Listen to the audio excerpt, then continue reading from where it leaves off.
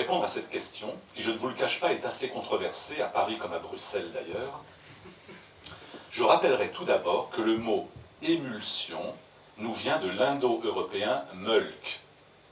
Mölk, qui signifie, vous le savez peut-être, faire jaillir, faire sortir en jet, et qu'on retrouve dans le verbe anglais to milk, traire, et dans le mot milk, le lait, ce qui correspond bien à l'aspect laiteux de toute émulsion. Le lait étant déjà lui-même une émulsion, en l'occurrence une dispersion plus ou moins homogène de fines gouttelettes de matière grasse dans du lactosérum. Et la mousse de lait avec ses mini-bulles d'air, une émulsion dans l'émulsion. Une émulsion au carré, en quelque sorte, bien que les bulles soient sphériques. Une émulsion qui pourrait donc tout à fait prendre conscience d'elle-même, et à ce titre, nous interpeller. La première fois, quant à moi, que j'ai été interpellé, cette première interpellation joue encore un rôle, je l'avoue, dans l'intérêt un peu trouble que je porte aujourd'hui au cappuccino. Ça a été en Suisse, dans l'Oberland bernois, à la terrasse d'un café, justement, par une vieille dame anglaise qui m'a lancé, à propos des tarifs pratiqués dans l'hôtellerie et la restauration, « The Swiss, they don't milk the cows anymore, they milk the tourists. » Or, ce radical Mölk, qui nous a donné milk, nous allons le retrouver, curieusement, dans un mot qui n'appartient pas au vocabulaire laitier ou lacté, mais au domaine politico-juridique. Le mot promulguer. Promulguer. Au départ, sans doute pro-Mölke ou pro-Mölge.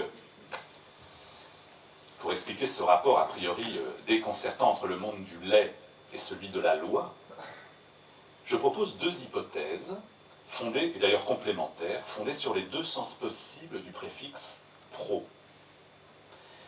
Dans un premier sens, pro signifie d'abord et devant. Promulguer, ça serait donc littéralement faire jaillir d'abord et devant.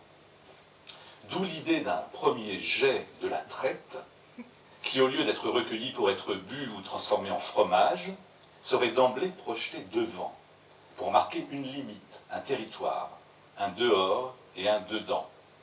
Une sorte de prolongement humain du marquage animal à l'urine, au sang ou aux excréments. Notons quand même avec Talleyrand qu'il faut se méfier du premier jet, car il nous entraîne en général trop loin.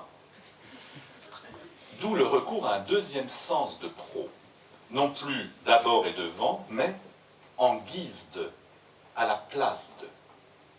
Promulguer, ce serait donc faire jaillir en lieu et place du premier jet un deuxième lait.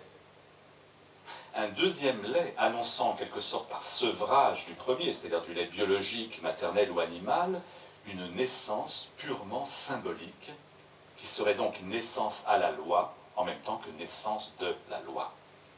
Et là, bien sûr, on doit évoquer Jean-Jacques Rousseau, avec son mythe du bon sevrage. D'autant que ce qui jaillit dans la loi ainsi promulguée, c'est un deuxième lait, donc un relais. Un relais qui prendrait le relais justement de la religion, qui dans la profession de foi du vicaire savoyard nous relie